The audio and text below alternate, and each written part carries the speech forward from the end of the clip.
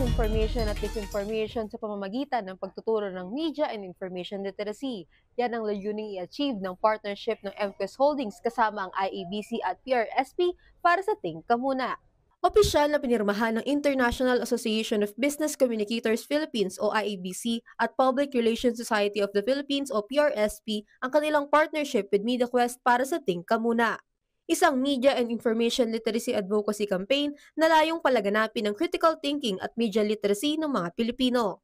Ang kanilang magkakasabang layunin, gawing habit ng mga Pilipino ang pagiging mapanuring mamamayan. Think Ka Muna Pilipinas will roll out research training programs and knowledge sharing initiatives so that media and information literacy becomes not just a skill but a habit.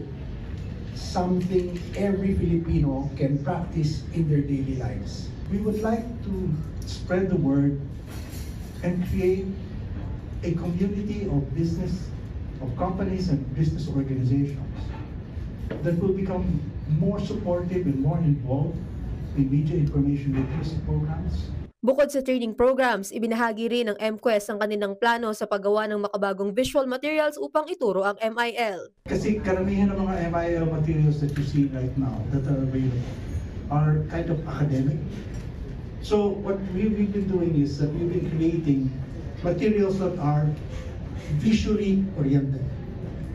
Videos, art cards, posters, short text, simple ideas.